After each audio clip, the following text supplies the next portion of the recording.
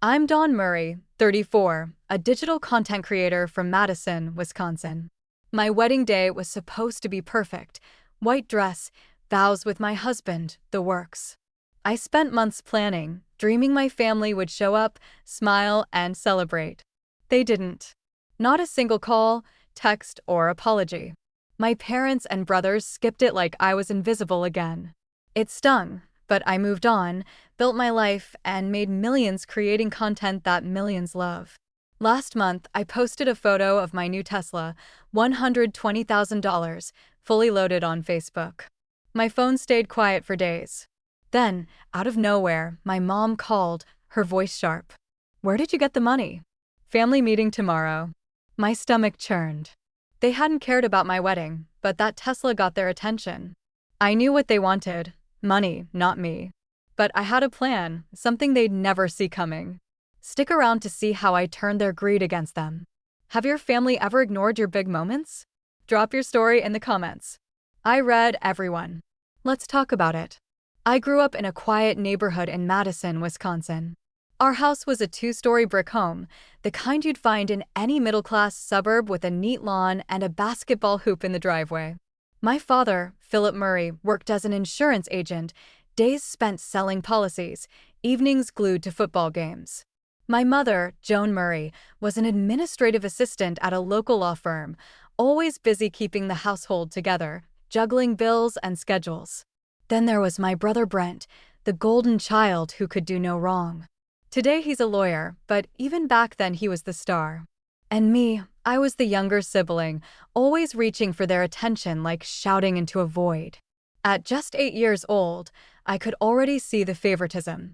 When Brent's middle school football team won a championship, my parents threw a backyard barbecue for 50 people, streamers, cake, the works.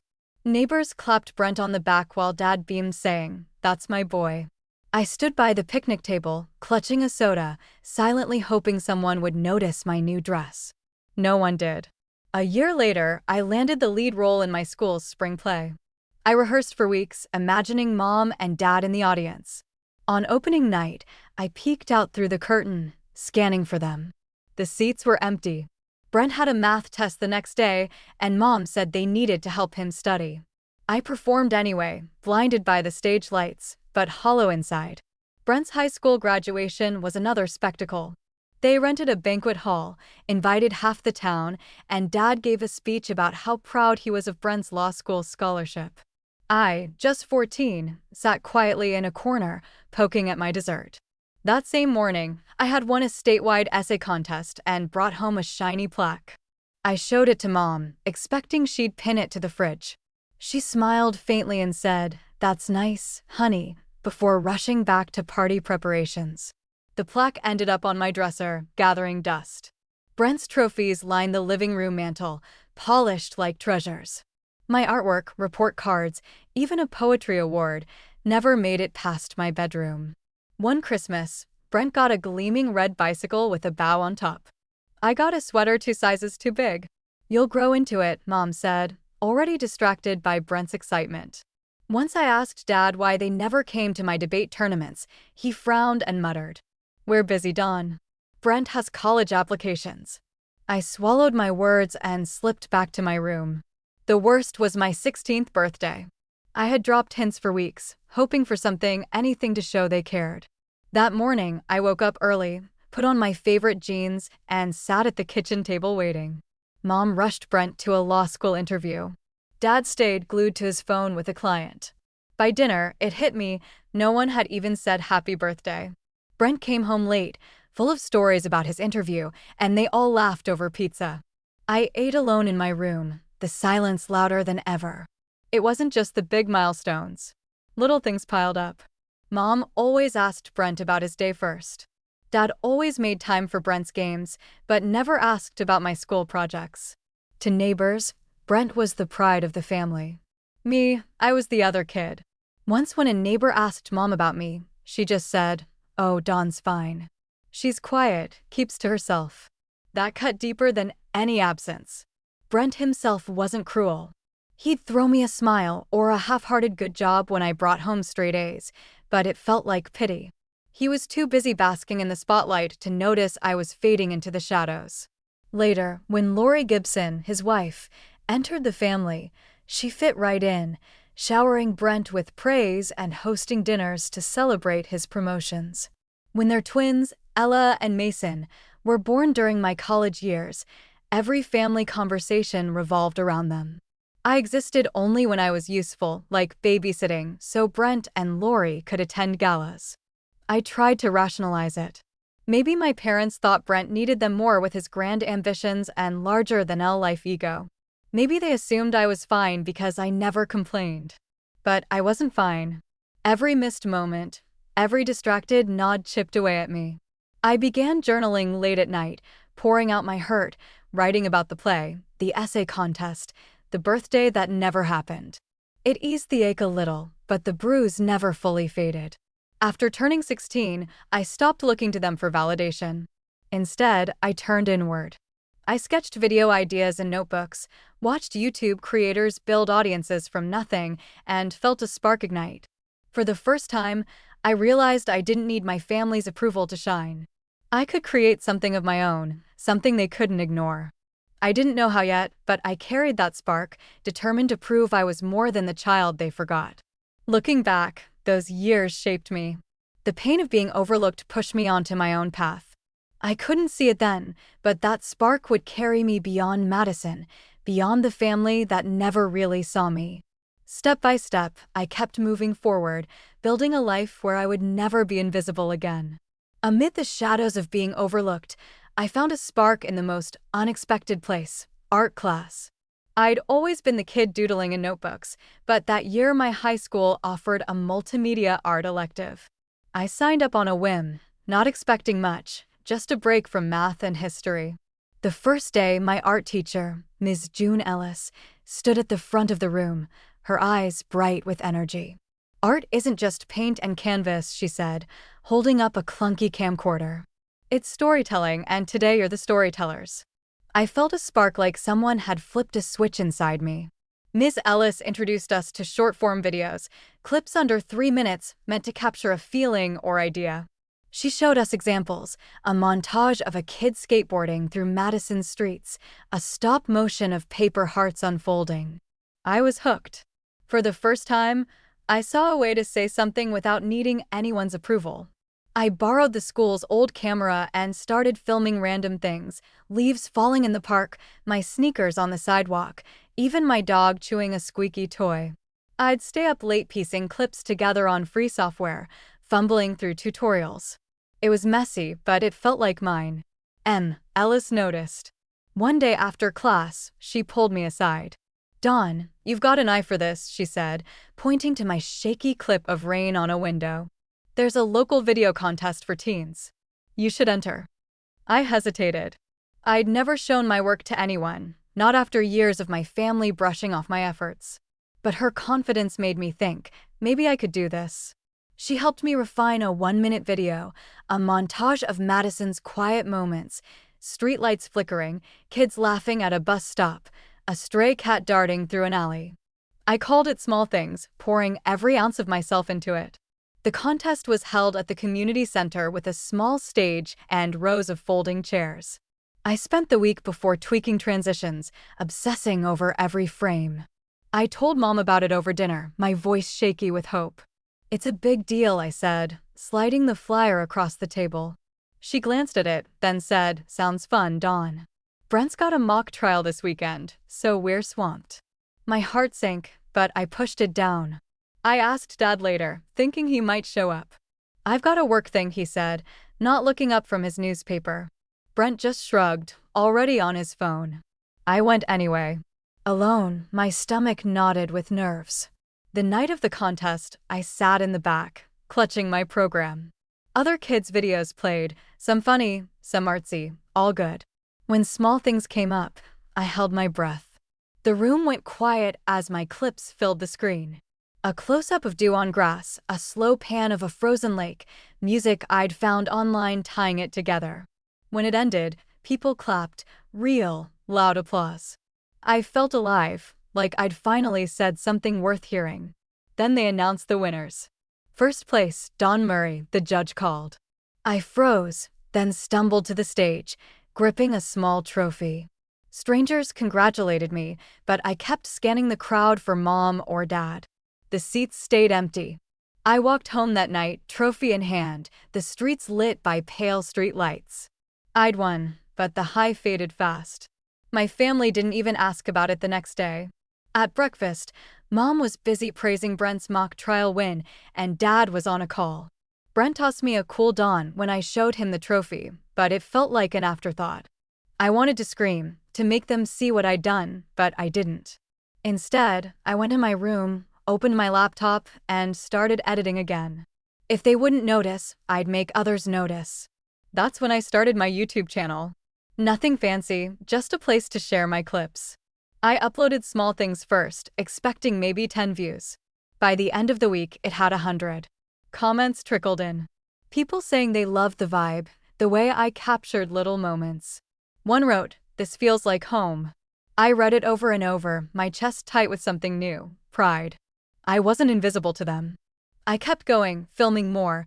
Kids playing at the park, a street fair's bright chaos, even a time-lapse of clouds over Madison's Capitol building. Each video was a step away to prove I could matter. Miss Ellis kept pushing me. She'd check in after class, suggesting new techniques or software. "You're telling stories no one else can," she'd say, handing me a book on video editing. I devoured it, learning cuts, fades, and sound mixing. I'd spend hours in the school's computer lab, headphones on, ignoring the world. My channel grew slowly, 200 subscribers, then 500. It wasn't viral, but it was mine. Every like, every comment felt like a nod from someone who saw me. I didn't tell my family about the channel. Once I tried showing Mom a video with 1,000 views. "That's neat," she said, already turning to answer Brent's phone call. It hurt, but I was done begging for their attention. I'd found something better, a way to create, to connect, to build something they couldn't take away. That contest, that trophy, those early subscribers, they were proof I could be more than the kid my family forgot. I didn't know where it would lead, but I knew I wasn't stopping. When I stepped into college, I carried big dreams. I'd landed a spot in a top communications program at a university in Madison, Wisconsin, with a partial scholarship. It didn't cover everything, so I pieced together the rest with student loans and a part-time job at a campus coffee shop. Mornings meant brewing lattes. Evenings meant lectures. And nights were for editing videos on my old laptop. My parents didn't pitch in. They were too focused on my brother's law school. But I didn't need their help. I was chasing a future that was mine alone. My first year was relentless. I juggled shifts, assignments, and my YouTube channel. I posted short clips, dorm life montages, skits about exam stress that pulled in a few thousand views. It wasn't much, but it kept me going. In my second year, I took a digital media class with my professor, Alan Burke. He was intense, pacing the lecture hall, urging us to see beyond the frame. One day, he screened my video, a 2-minute piece on late-night study sessions set to lo-fi beats. "This has soul," he said, leaning on his desk. "Dawn, you're not just creating, you're speaking." I walked out feeling like I could take on the world. Professor Burke became my mentor. In my third year, he invited me to join a national digital content project, a competition backed by a major media company. It was a big deal, teams from universities across the country, crafting short campaigns for a nonprofit.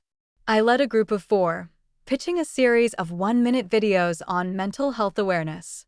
We spent months storyboarding, filming student interviews, and adding subtle animations. I'd stay up until sunrise perfecting every cut, my eyes glued to the screen. When we submitted, I doubted every choice. Then the email came. We'd won first place. The prize was $10,000 and a feature on the nonprofit's platform. At the awards event in Chicago, I held a glass trophy, my name in the program. I called Mom, hoping she'd care. "Nice job, Dawn," she said, distracted. "Your brother's closing a big case." I hung up, gripping the trophy tighter. That win fueled me. After graduation, I moved into a tiny apartment in Madison and went all in. I freelanced for local businesses, ads for cafes, promos for shops, while growing Dawn's lens. My channel hit 50,000 subscribers, enough to monetize. I posted vlogs about the creative grind, tutorials on editing tricks. One video, a breakdown of making a viral clip, exploded to 100,000 views. Comments rolled in. "Dawn, you're inspiring me to start creating." I'd read them late at night, my chest tight with purpose. Those strangers' words meant more than my family's silence. Later, I had a vision, a company focused on short-form content for brands, riding the wave of YouTube and TikTok. I called it Spark Vibe Studio. Starting, it was grueling. Endless pitches, sleepless nights, and a bank account on life support. I worked from a co-working space, surviving on ramen and coffee. At a tech conference in Milwaukee, I pitched to an investor, Sylvia Grant. She was sharp, flipping through my portfolio with a critical eye. "Your work cuts through," she said, leaning forward. "Let's make it happen." Sylvia invested $200,000, enough to hire a small team and lease an office. I was stunned. Someone believed in me when my own family didn't. Spark Vibe took off. We created campaigns for local startups, then landed bigger clients, restaurants, tech firms, even a national retailer. My team and I churned out videos that popped funny, heartfelt, polished for social media. We built a following of 1 million across platforms, with revenue climbing into 7 figures. I'd walk into our downtown Madison office, glass walls buzzing with energy, and feel like I'd built something real. Clients loved our work. One said our campaign doubled their online sales. That kind of impact kept me up at night, planning the next big project. When a major streaming platform approached us for a buyout, I knew it was time. They wanted Spark V's expertise to boost their short-form content. After months of negotiations, I signed the deal, $18 million.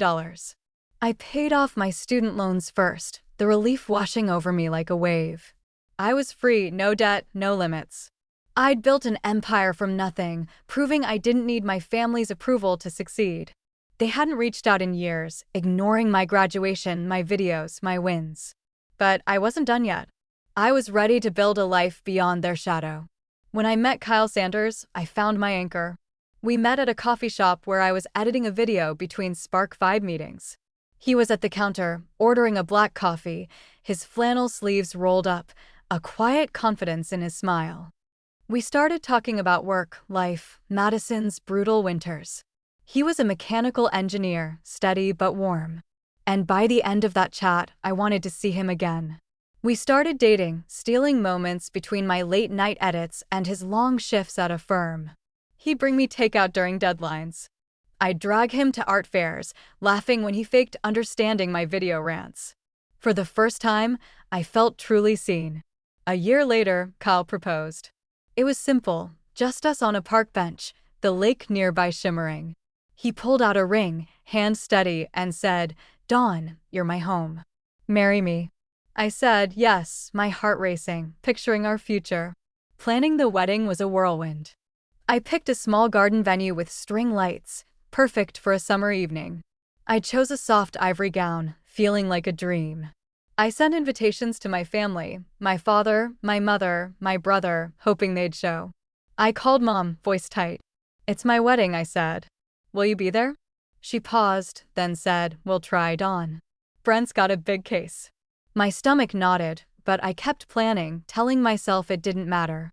The wedding day arrived. I stood before a mirror, adjusting my veil, nerves buzzing. Kyle squeezed my hand, whispering, "You're beautiful." I walked down the aisle, his eyes locked on mine, and for a moment, everything was perfect. But as I glanced at the crowd, my family's seats were empty. No dad, no mom, no Brent. I'd held out hope until the last second, thinking they'd show. They didn't. No call, no text, no card. The ceremony went on, vows, tears, applause, but their absence cut deep. I smiled, leaning into Kyle, but inside I was shattering. They'd skipped the day I needed them most. Kyle's family filled the gap. His parents, warm and loud, pulled me into hugs, calling me our Dawn. His sister planned a dance playlist, getting everyone on the floor. After the ceremony, they hosted a backyard reception at their house, picnic tables, homemade pie, laughter. Kyle's dad raised a glass saying, "To Dawn and Kyle, here's to family." My throat tightened, torn between gratitude and pain. Their warmth highlighted my family's coldness. I'd spent years chasing my parents' approval, but here was a family who embraced me fully. Still, as I danced with Kyle's cousins, my family's absence lingered like a bruise. After the wedding, Kyle and I built a life together. We rented a small house in Madison with a porch for weekend coffee. He'd sketch designs for work. I'd edit SparkV videos, and we'd toss ideas back and forth. When Spark Vibe hit rough patches, clients delaying payments, a team member quitting, Kyle was my rock. "You've got this," he'd say, pulling me close. I supported him, too, listening when project deadlines stressed him out. We argued over small things, dishes, dog walks, but we were a team, something I'd never had growing up. Kyle's family became my own. His parents invited us for Sunday dinners, serving roast and potatoes. His sister called to check in, asking about my latest projects. When Spark Vibe landed a big client, they threw a small party with a goofy banner. Their support was everything I'd wanted as a kid. But every time I sat at their table, a quiet ache remained. My family didn't just miss my wedding. They acted like it never happened. I sent them photos, hoping for a spark. Nothing. I called Mom once, asking if she'd seen the album. "It's lovely," she said. Then talked about Brent's kids. I stopped reaching out. After selling Spark Vibe for $18 million, I paid off our loans, the relief overwhelming. Then I splurged. A sleek electric blue Tesla, $120,000, parked proudly in our driveway. I posted a photo on Facebook, not expecting much, just sharing a moment of pride. My family hadn't contacted me in years, ignoring my wedding, my wins. But that Tesla photo caught their eye, setting the stage for something I'd been waiting to face. Living with Kyle taught me family isn't just blood. It's the people who show up, who see you. Kyle cheered my successes, held me through doubts. His parents gave me warmth I'd never known. Yet my family's silence still hurt. Every milestone, our house, 1 million followers, felt bittersweet without them. I'd lie awake wondering why I wasn't enough. Kyle would say, "You're enough for me." It helped, but the pain stayed, a reminder of what I'd overcome. A week after posting the Tesla photo, Mom called, asking for a family meeting. Her voice was clipped formal, like she was scheduling a dentist appointment. "We need to talk, Dawn," she said. "Can you come to Madison?" I froze, my phone heavy in my hand. Years of silence. And now this, because of a car. Kyle sat beside me, his hand on my shoulder. "You don't have to go," he said. But I did. I needed to face them, to finally say what I'd held back for years. The drive to my parents' house in Madison felt endless. I gripped the steering wheel, my knuckles white, rehearsing what I'd say. Kyle offered to come, but I told him this was mine to handle. I pulled up to the familiar brick house, the same one I'd grown up in, now feeling like a stranger's. My father opened the door, his face neutral. "Good to see you," he said, as if I'd just been there last week. My mother was in the living room, setting out coffee. Brent sat on the couch, scrolling his phone. No one hugged me. The air was thick, like we were all holding our breath. We sat around the dining table, the same one where I'd once begged for their attention. Mom started, her voice overly warm. "Dawn, we saw your car. You've done well." I nodded, waiting for the catch. Brent leaned forward, cutting to it. "Ella and Mason need help with college," he said, referring to my niece and nephew, Ella and Mason Gibson. "Tuition's steep, and I'm underwater with my mortgage. You've got the means now." Dad chimed in, his tone matter of fact. "Family steps up, Dawn. That's how it works." I stared at them, my pulse racing. They hadn't called in years, hadn't come to my wedding, but now they wanted my money. I took a deep breath, my voice steady but sharp. "You want to talk about family?" I said. "Where were you when I got married?" "When I walked down the aisle alone, looking for you." Mom shifted, her eyes on the table. "We were busy, Dawn," she said. "Brent had his case." I laughed, bitter. "You were busy for my entire life. My plays, my contests, my graduation. You were never there. But now you see a car and suddenly I'm family." Brent rolled his eyes. "Don't make it dramatic," he said. We're just asking for help. Dad nodded. You've got millions. What's a little for your niece and nephew? Their words hit like punches, but I was done shrinking. I built my life without you, I said, my voice rising. I won awards, started a company, sold it for $18 million, all while you cheered for Brent's every move. You didn't even send a card for my wedding. Mom's face tightened. We meant to, she said weakly. Meant to doesn't cut it, I snapped. You chose him over me every time. Now you think I owe you. I don't. The room went quiet, their faces a mix of shock and guilt. Brent muttered, you're being selfish. I stood, my chair scraping the floor. Selfish, I said. I've spent years trying to be enough for you. I'm done. I'd planned my next move weeks ago after Mom's call. I'd kept it quiet, even from Kyle, wanting it to land hard. You think I'm sitting on that money for myself? I said, pulling a folder from my bag. I'm giving most of it away. I slid the papers across the table, a press release already sent to local news. I donated $15 million to a children's education charity, funding scholarships for kids who'd never had a chance. This is what family means to me, I said. Helping people who need it, not people who ignored me until they saw dollar signs. Mom's hands shook as she read the document. $15 million, she whispered. Dad's face went red. You're throwing it away, he said. Brent slammed his hand on the table. That could have set Ella and Mason up for life. I met his eyes, unflinching. You set them up, I said. I did this for kids who don't have anyone. You had your chance to be my family. You chose not to. I turned to leave, my heart pounding but lighter than it had been in years. As I walked out, Mom called after me. Dawn, wait, she said, her voice breaking. I paused at the door, not turning. We're sorry, she said. We didn't know how much we hurt you. I wanted to believe her, but apologies now felt hollow, tainted by their request for money. You knew, I said quietly. You just didn't care. I stepped outside, the door closing behind me. The weight of their neglect didn't vanish, but I felt free, like I'd finally reclaimed my voice. Driving back to my house, I thought of Kyle, his parents, the life we'd built. They were my family now, the ones who showed up. The charity donation wasn't just a statement. It was my way of giving back, of turning pain into purpose. News of the donation spread fast. My phone buzzed with messages from strangers thanking me, calling me an inspiration. I didn't need my family's approval anymore. I'd built something bigger than their rejection, and I wasn't looking back. After the family meeting, I walked away with a freedom I'd never felt before. I drove back to my house in Madison, Wisconsin, the weight of years lifting off my shoulders.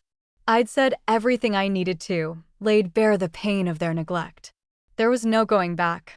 I blocked my parents' and brothers' numbers, deleted their emails, and unfollowed them online. It wasn't easy. Cutting ties with family feels like carving out a piece of yourself, but it was necessary. I was done chasing their approval, ready to focus on the life I'd built with Kyle and the purpose I'd found in giving back. The fallout came fast. I heard through mutual friends that my brother Brent lost his house. He couldn't keep up with the mortgage payments he'd mentioned at the meeting, and the bank foreclosed. My niece and nephew, Ella and Mason, had to move into a smaller apartment with him. Philip and Joan pushed back their retirement plans. They'd been counting on financial help, maybe from me, maybe from Brent's imagined success, but now they were stuck working extra years, taking on side jobs to cover bills. Part of me felt a pang, thinking of Ella and Mason, caught in the mess. But I'd offered them love for years, since gifts reached out. They'd ignored me just like their parents had. I couldn't fix their choices. Kyle was my rock through it all. We'd sit on our porch, sipping coffee, talking about what family really meant. You did what you had to, he'd say, his hand over mine. You're not responsible for them. He was right. I'd spent my life trying to earn a place in my family, but they'd shown me where I stood. Cutting them off wasn't just about anger. It was about protecting my peace. With Kyle, I had a partner who saw my worth. His parents called me weekly, checking in, sending recipes or silly memes. Their warmth filled the void my family left, proving love doesn't need blood ties. I threw myself into work, but not like before. After selling Spark Vibe, I didn't start another company. Instead, I focused on the charity I donated to, a foundation for children's education. I started volunteering, mentoring kids who reminded me of my younger self, hungry for a chance, overlooked by the people closest to them. One girl, Mia, wanted to be a filmmaker. I spent weekends teaching her how to edit, watching her eyes light up as she cut her first video. "You're amazing, Dawn," she said once, hugging me. Those words hit harder than any award I'd won. They weren't just validation. They were proof I was making a difference. The community became my anchor. I spoke at local schools, sharing my story of building a career from nothing. Parents and kids approached me after, saying I'd inspired them to chase their dreams. One teacher emailed me, "You gave my students hope." I'd read those messages late at night, feeling alive in a way I never had growing up. My work wasn't about views or money anymore. It was about impact. I partnered with the charity to fund workshops, teaching kids how to tell their stories through video. Each smile, each thank you rebuilt a piece of me that my family had broken. Looking back, I saw the lesson clearly. My worth didn't come from my family's approval. It came from within, from the choices I made, the people I lifted up. Growing up, I'd felt invisible, always second to Brent. But I wasn't that girl anymore. I'd built a career, a marriage, a purpose, all without them. Cutting them off wasn't just closing a door. It was opening my life to people who valued me. I didn't need their apologies or their pride. I'd found my own. Sometimes I'd drive through Madison, passing places tied to my past, the park where I'd filmed my first videos, the coffee shop where I met Kyle. Those memories didn't hurt anymore. They were chapters in a story I'd written myself. Kyle and I started planning new adventures, travel, maybe a family of our own. His parents joked about grandkids, sending us baby name lists we'd laugh over. The future felt wide open, not weighed down by old wounds. I still thought about my family sometimes, wondering if they'd ever understand what they lost. But I didn't dwell on it. I'd spent too long waiting for them to change. Now I was living for me, for Kyle, for the kids like Mia who needed someone to believe in them. My story wasn't about their rejection anymore. It was about my strength, my choices, my heart. To everyone watching, thank you for following my journey. It's been raw, real, and not always easy to share. If this story resonated with you, drop a comment below. Tell me your thoughts, your own experiences. What's your story of finding your worth? And if you haven't already, hit that subscribe button. Your support means the world, and I can't wait to keep sharing with you. Thank you for being here.